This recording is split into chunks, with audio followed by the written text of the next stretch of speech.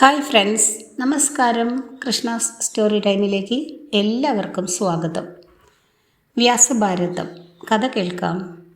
വ്യാസഭാരതം ഇതുവരെ വായിച്ച ഭാഗങ്ങൾ എല്ലാവരും കേട്ടിരിക്കുമെന്ന് കരുതട്ടെ. കേൾക്കാത്തവർക്കായി ഡിസ്ക്രിപ്ഷനിൽ ലിങ്ക് കൊടുക്കുന്നുണ്ട്.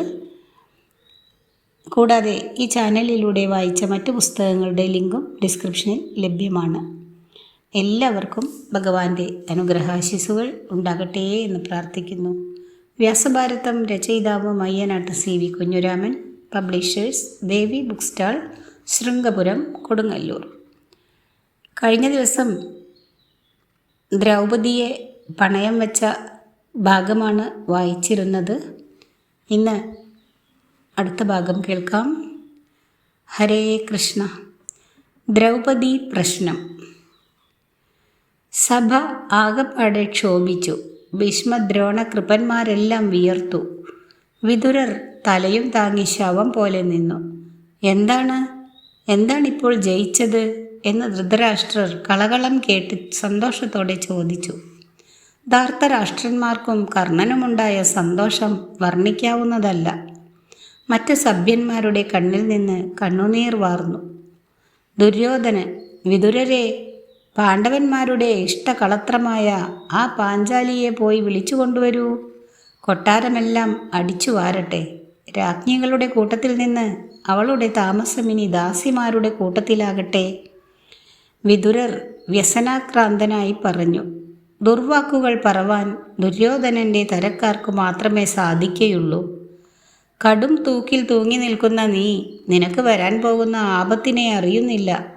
മൂഢബുദ്ധിയായ മാൻകിടാവ് വ്യാഘ്രങ്ങളെ ചൊടിപ്പിക്കുവാൻ ശ്രമിക്കുന്നു. വിശേഷാൽ ഭണങ്ങളായ സർപ്പങ്ങൾ നിന്റെ തലയ്ക്കു മീതേ ഉണ്ട്. അവയെ നീ വൃഥാ കോപിപ്പിക്കാതെ. ദുര്യോധനസൂതനായ പ്രാതികാമി പറഞ്ഞു. ക്ഷത്താവായ വിതുരർ പക്ഷപാതിയാണ്. തുച്ഛനായ അയാളുടെ വാക്കുകൾ കേട്ട് വൃഥാ വിളംബിക്കുന്നതെന്തിന്? ദുര്യോധനൻ, പ്രാതികാമി, നീ പോയി പാഞ്ചാലിയെ കൊണ്ടുവരൂ. ഭീരുവായ വിതുരർ ഇങ്ങനെയൊക്കെ പറയും. പാണ്ഡവന്മാരെ നീ ഭയപ്പെടേണ്ട.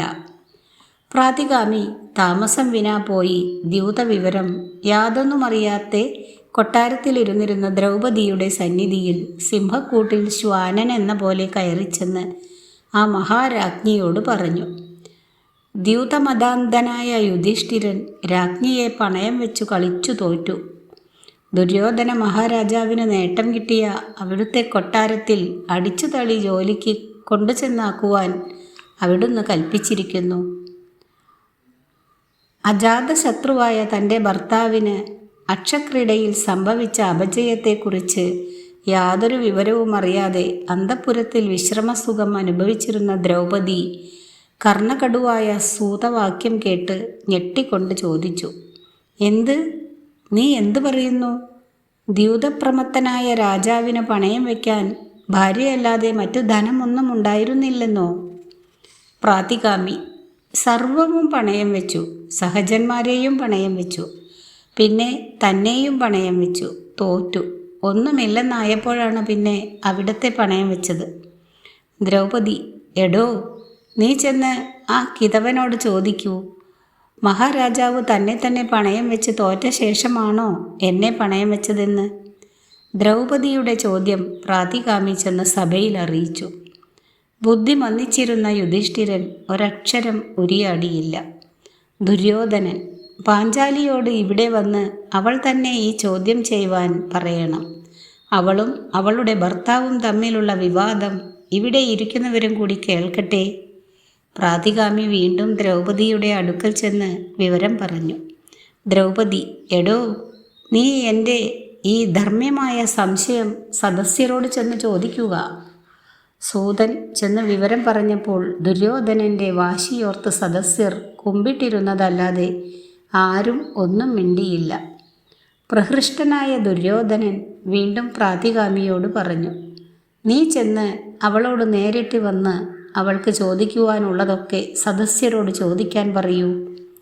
ഭയപരവശനായ സൂതൻ സദസ്യരോട് അടിയൻ എന്താണ് രാജ്ഞിയോട് ഉണർത്തിക്കേണ്ടത് എന്ന് ചോദിച്ചു.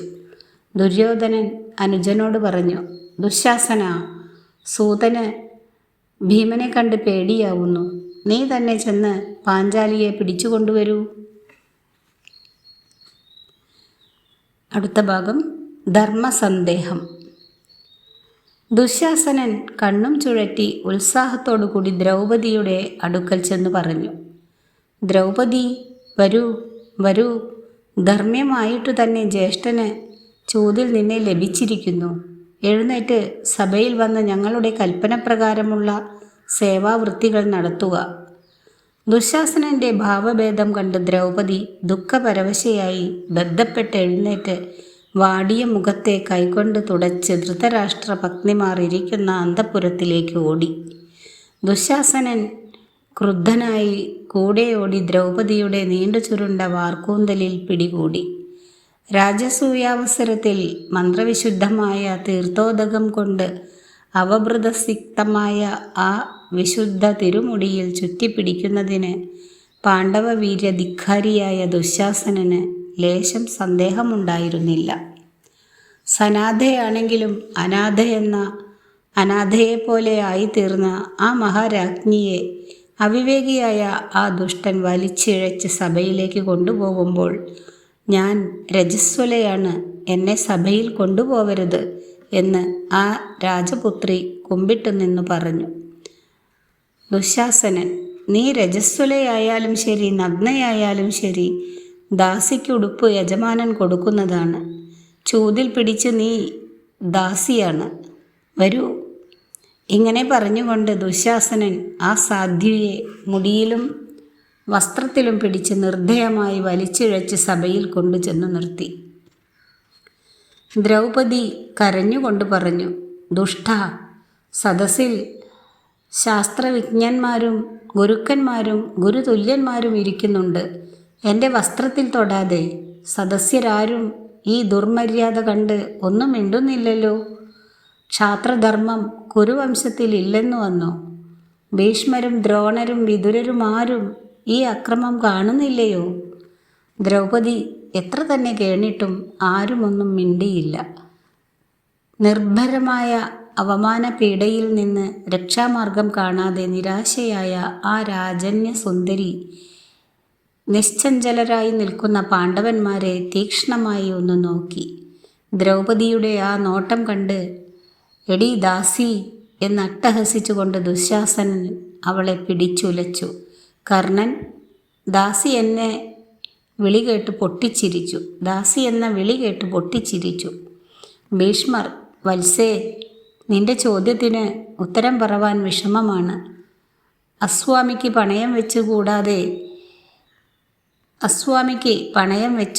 തന്നെ. എന്നാൽ സ്ത്രീ ഭർത്താവിന് വശ്യയാണ്. ധർമ്മജ്ഞനായ യുധിഷ്ഠിരൻ തോറ്റെന്ന് സമ്മതിച്ചിരിക്കുന്നു.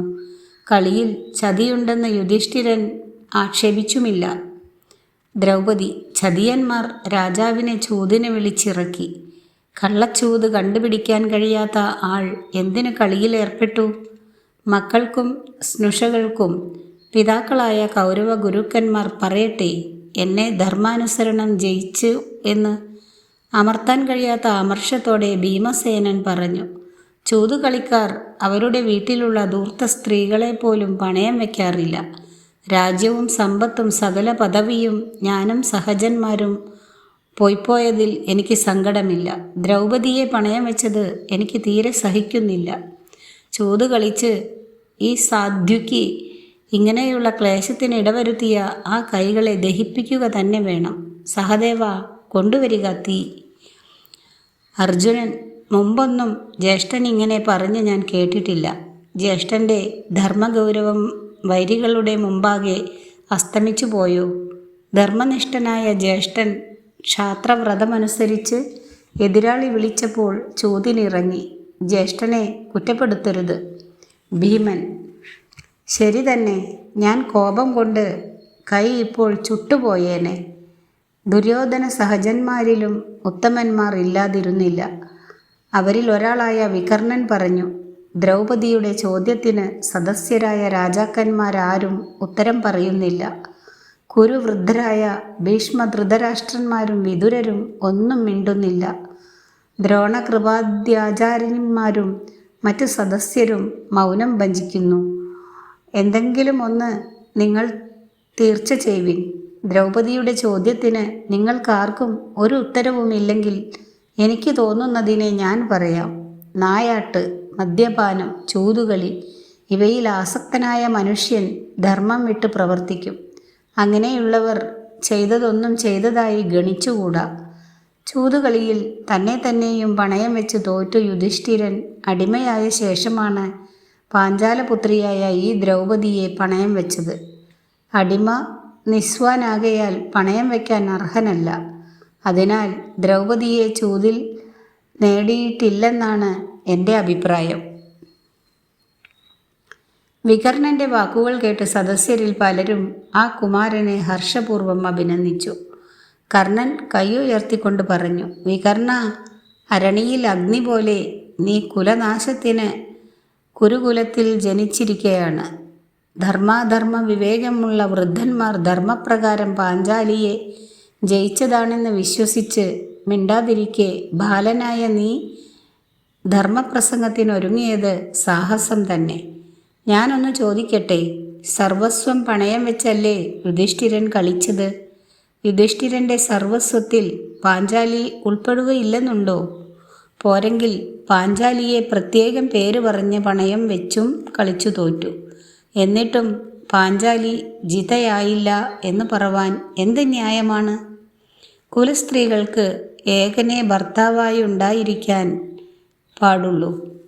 ഒന്നിലധികം പുരുഷന്മാർക്ക് പരിഗ്രഹമായിരിക്കുന്നവൾ കുലടയാണ്, കുലടദാസിയാണ്. ദാസിയെ പണയം വയ്ക്കാവുന്നതും തന്നെ. വിതുരൻ പറഞ്ഞു. വികർണൻ തൻ്റെ പ്രജ്ഞയ്ക്കനുസരിച്ച് ഉത്തരം പറഞ്ഞു. നിങ്ങളും യഥാമതി ഉത്തരം പറയുവിൻ. ധർമ്മമിന്നതെന്നറിഞ്ഞുകൊണ്ട് മൗനമായി ഇരിക്കുന്നവർ അസത്യവാദം ചെയ്യുന്നതിൻ്റെ പകുതി ഫലം അനുഭവിക്കേണ്ടി വരും. ധർമ്മം അറിഞ്ഞുകൊണ്ട് മിഥ്യാവാദം ചെയ്യുന്നവർ അനൃതത്തിൻ്റെ ഫലം മുഴുവൻ അനുഭവിക്കേണ്ടതായും വരും. വിതുരൻ്റെ ഈ വാക്കുകൾ കേട്ടിട്ടും ആരും ഒന്നും പറഞ്ഞില്ല. ദാസിയെ പിടിച്ചു കൊണ്ടുപോകൂ എന്ന് കർണൻ ദുശാസനനോട് പറഞ്ഞു. അയാൾ അതിനൊരുങ്ങി പാഞ്ചാലിയെ സഭയിലിട്ട് വലിച്ചിഴയ്ക്കാൻ തുടങ്ങി. ദ്രൗപദി എത്രയും ദീനസ്വരത്തിൽ ക്രന്ദനം ചെയ്തുകൊണ്ട് ഇങ്ങനെ പറഞ്ഞു. രാജാക്കന്മാരെ, ഗുരുജനങ്ങളെ, നിങ്ങളെപ്പോലുള്ള രാജാക്കന്മാരും ഗുരുക്കന്മാരും കാണുകെ ഞാൻ ഒരു സഭയിൽ പ്രവേശിച്ചത് എൻ്റെ അച്ഛൻ്റെ രാജധാനിയിൽ വെച്ച് നടന്ന സ്വയംവരത്തിന് മാത്രമാണ്. ആ എൻ്റെ സ്ഥിതി കൗരവരാജസദസ്സിൽ ഈ വിധത്തിലായിരിക്കുന്നു. എൻ്റെ ദേഹത്തിൽ വായുസ്പർശം പോലും സഹിക്കാത്ത എൻ്റെ ഭർത്താക്കന്മാർ ഇതൊക്കെ കണ്ട് സഹിച്ചുകൊണ്ട് നിൽക്കുന്നു. പുത്രപത്നിയെയും പുത്രിയെയും അനർഹന്മാർ സ്പർശിക്കുന്നത് രാജന്യന്മാർ കണ്ടുകൊണ്ടിരിക്കയില്ല. കാലവിപര്യത്താൽ കുരുപിതാക്കന്മാർ അതും സഹിക്കുന്നു. രാജപുത്രിയും രാജപത്നിയുമായ ഞാൻ ദാസിയോ അദാസിയോ എന്ന് പിതാക്കന്മാരെ നിങ്ങൾ വിധിക്കുക. ഞാൻ ഇഷ്ടമായാലും കഷ്ടമായാലും ആ വിധിയെ അനുസരിക്കാം. ഭീഷ്മർ, വത്സേ, നിന്റെ ചോദ്യത്തിന് ഉത്തരം പറയുക വിഷമമാണെന്ന് ഞാൻ പറഞ്ഞില്ലേ? സനാതന ധർമ്മ തത്വം അറിഞ്ഞവരിൽ ആരും മുമ്പ് തീർച്ച ചെയ്തിട്ടില്ലാത്ത ഇക്കാര്യം സൂക്ഷ്മവും ഗഹനവും ഗുരുവുമാണ്. ഒരു അത്യുത്തമ രാജപത്നിയായ നിനക്ക് സംഭവിച്ച ഈ അത്യാപത്തിൽ ഞങ്ങൾക്കൊക്കെ അപാരമായ ദുഃഖമുണ്ടെങ്കിലും ധർമ്മചികിത്സ കൊണ്ട് വിഷണ്ണരായിരിക്കുകയാണ്. ധർമ്മത്തിന് കീഴ്പ്പെട്ടിട്ടുള്ള നിന്റെ ഈ നില നിനക്ക് ശ്രേയസ്കരമായേ വരികയുള്ളൂ. ധർമാചാരികളായ ദ്രോണാദിവൃദ്ധന്മാരായ ഞങ്ങളൊക്കെ ജീവൻ പോയ മാതിരി ശൂന്യദേഹത്തിൽ നിൽക്കുകയാണ്. ഈ ചോദ്യത്തിന് ഉത്തരം പറവാൻ ധർമ്മപ്രമാണം കാണാത്തതുകൊണ്ട് ധർമ്മപുത്രൻ്റെ തീർപ്പു തന്നെയാണ് ഇക്കാര്യത്തിൽ പ്രമാണം. ദ്രൗപദി ജിതയോ അജിതയോ എന്ന് ധർമ്മപുത്രൻ തന്നെ പറയേണ്ടതാണ്. കുരലിയെപ്പോലെ ക്രന്ദനം ചെയ്തുകൊണ്ടിരുന്ന ദ്രൗപദിയെ നോക്കിക്കൊണ്ട് ദുര്യോധനൻ പറഞ്ഞു. മഹാധർമ്മിഷ്ഠനെന്നും സത്യപാരായണനെന്നും പ്രസിദ്ധനായ ധർമ്മപുത്ര മഹാരാജാവ് നിന്റെ ഭർത്താവാണെങ്കിലും അദ്ദേഹത്തിന് നിന്റെ മേൽ സ്വാമിത്വമില്ലെന്ന് സമ്മതിക്കട്ടെ. ആ ക്ഷണത്തിൽ നീ ദാസിയല്ലാതായി തീരുന്നതാണ്. നീ ദാസിയോ അദാസിയോ ആവുന്നത് അദ്ദേഹത്തിൻ്റെ തീർച്ച പോലെയാണ്. നിന്റെ ദുഃഖത്തിൽ സഹതാപമുള്ളവരാണ് ഇവിടെ ഇരിക്കുന്നവരെല്ലാവരുമെങ്കിലും നിന്റെ ഭർത്താക്കന്മാരെ ഓർത്ത് അവരാരും ഒന്നും പറവാൻ ശക്തരാകുന്നില്ലെന്നേ ഉള്ളൂ. സദസ്യർ ദുര്യോധനൻ്റെ വാക്കിനെ പ്രശംസിച്ചു. എല്ലാവരും നിർനിമേഷരായി യുധിഷ്ഠിരനെ നോക്കി. അദ്ദേഹം ഒരു അക്ഷരം ഉരിയാടിയില്ല. കർണൻ പറഞ്ഞു, പാഞ്ചാലി, വെറുതെ വിലപിക്കേണ്ട. നിന്നെ പണയം വെച്ച് ചൂതുകളിച്ച ഭർത്താവിനെ കൊണ്ട് ഒരു കഥയില്ല. നീ ഇവരെ കളഞ്ഞ് ധാർത്തരാഷ്ട്രന്മാരോട് ചേർന്ന് ചൂതുകളിക്ക് നിന്നെ പണയം വെക്കാത്ത ഒരുവനെ ഭർത്താവായി തിരഞ്ഞെടുത്തുകൊള്ളുക. ദാസിയുടെ നിലയ്ക്ക് സ്വേച്ഛ പോലെ ഭർത്താക്കന്മാരെ മാറിയെടുക്കുന്നതിനും വിരോധമില്ല. ഇതോടുകൂടി ഇന്നത്തെ ഭാഗം അവസാനിച്ചിരിക്കുന്നു. അടുത്ത ദിവസം അടുത്ത ഭാഗമായ വരദാനം എന്ന ഭാഗം കേൾപ്പിക്കാം. വീഡിയോ ഇഷ്ടമായി എങ്കിൽ എല്ലാവരും ഒന്ന് ലൈക്ക് ചെയ്യുക. പ്രിയപ്പെട്ടവർക്കെല്ലാം ഷെയർ ചെയ്യുക. Thank you.